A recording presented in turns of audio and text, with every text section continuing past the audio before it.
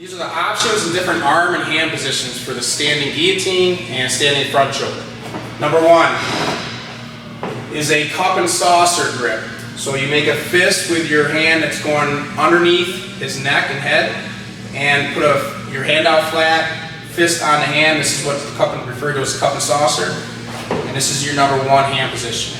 Number two, we make a chain link. So you link your fingers together. It's this chain link position. Again, underneath his neck with your chain link position.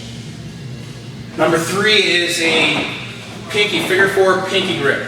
So your hand over the back of your other hand, grabbing the pinky. In a figure four position, and this is your next grip with your elbow tight to your side. Next position is you take your hand and put it up on his trap.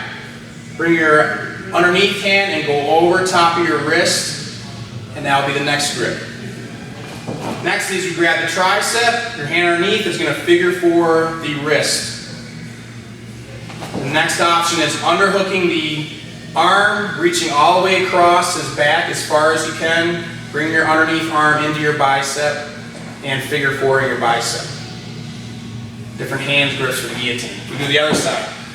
With the guillotine, you're thinking elbow deep. Elbow as far into his neck as you possibly can, so you get a long reach.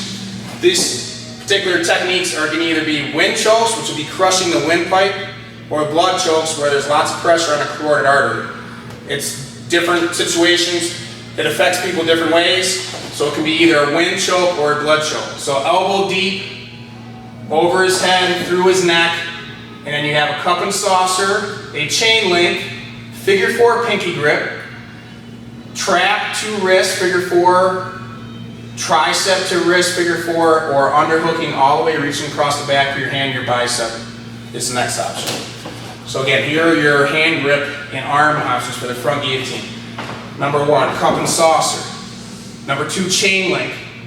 The whole time keeping your elbow tight to your body. Everything's tight and compact. Number three is the figure four pinky grip. Number four is the trap to the wrist. Number five is grabbing a person's tricep, hand to your wrist. And the last one is underhooking the arm, reaching as far across his back as possible can, hand to the bicep, and here's your figure four grip from there. Each guillotine, you're trying to get as tight as possible. So your hips go in, it's like you're going to marry your hips with that person's. Your hips go in as tight as possible. His objective is always trying to put his hands on. I have to keep his body away from me so I don't have as much strength and power and pressure. So I'm trying to get as tight as possible. My head stays tight, my elbows stay tight, and when I'm putting the choke on, whether wind or blood, my hips go in, my head stays tight, I inhale, and I put the choke on. Okay? But it's important to be very compact. Some variations. This is called a power front choke, or a power guillotine. Arm goes over his head. Okay? It's the same cup and saucer premise. Cup and saucer, now it's just going to be reversed. So I'm taking my hand, I bend my knees a little bit. It's almost like I'm holding a tray, and I put this underneath my fist, and I'm turning it clockwise, and that's called a power choke. So the motion looks just like this. It's a power choke. It's like you're shot putting. You're throwing a shot put and you're holding a tray. And the cup goes around and you're putting all this pressure going clockwise. Okay? On the other side, it would be the same, just now counterclockwise. So that's a power choke. Okay? Next is a reverse choke. So if in this case, instead of going over his head, either way, now I'm setting my arm up underneath his head. So it's right here. Okay? So I'm going underneath. I put my underneath hand to my bicep, reach across, grab my opposite shoulder, and squeeze and hip in. Okay? That's just called a reverse choke. So again, hand goes underneath. I put it into my opposite bicep, reach across, grab my opposite shoulder, squeeze my elbows together. So I'm going to squeeze my elbows together while my hips go in. And this will finish the reverse choke. His head is right in the center of my chest. Hips in, this will be the reverse choke. You can also just, same head position, if it's in the center of your body, you can get even down into your stomach, belly button area. You can have what's like an Indian grip. Your arms will look like this. His head's buried right here. Somebody shoots in on you, their head's pressed in here. You want to keep their head right in this little rectangle or square in the middle of your body. Once his head gets off the side, that changes the technique. So it's right here, Indian grip, wrap my hands together like this, pressure, and lift my hips in and arch my back and pull back, staying tight, elbows tight. You can also call it 10-fingered choke. Your fingers are together underneath his head. This is a windpipe choke, so a wind choke. And that's just right here, 10-fingered, again, lifting or popping my hips in, keeping his head tight, elbows tight, and just lifting these 10 fingers into his trachea, his windpipe.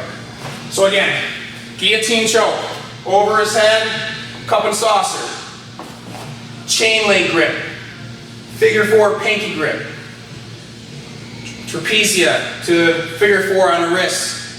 This is a wind choke right here, wind choke. To the tricep and wrist figure 4 grip. Underhook far across his back to your bicep choke. Again, each time you're popping your hips in, your head stays tight, your elbows tight, and you inhale when you're putting a choke on. You lift your forearm up. You just inhale. And that puts the choke on. Power choke. Through, turn your hand around, bend your knees a little bit, and you're pushing across. This puts pressure on that carotid artery. This is the blood choke, causing them to pass out. Okay? And then the reverse choke.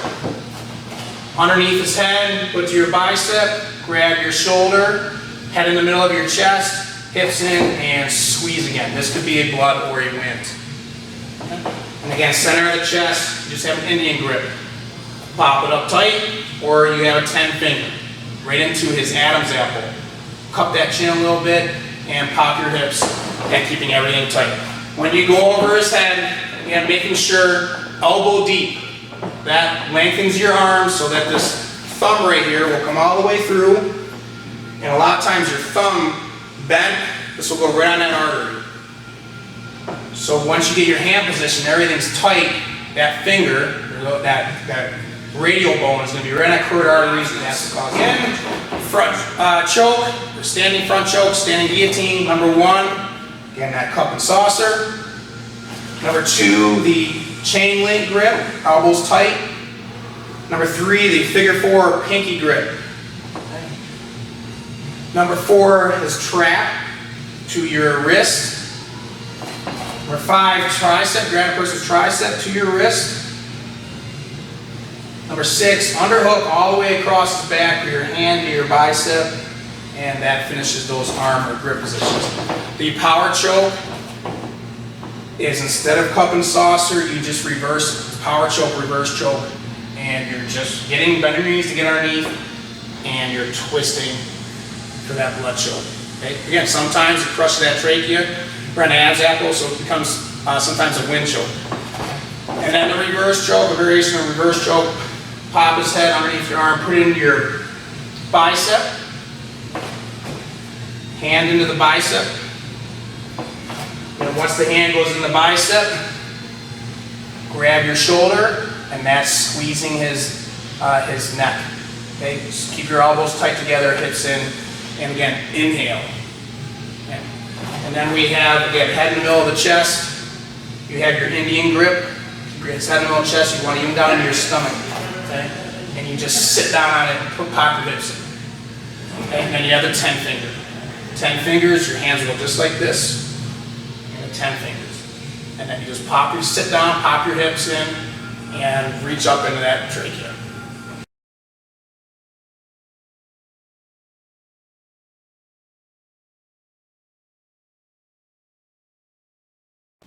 Hello everyone, Bruce Lombard here, owner of Lombard MMA and creator of Lombard MMA Fit.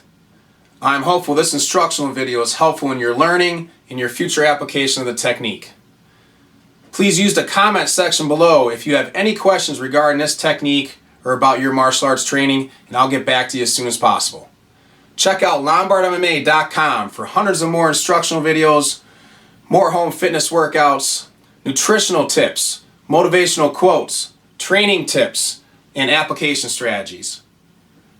Please subscribe to the Lombard MMA YouTube channel, where you can get the most recent updates and new videos as they are posted. Thank you for training with Lombard MMA. Hope to see you back again soon.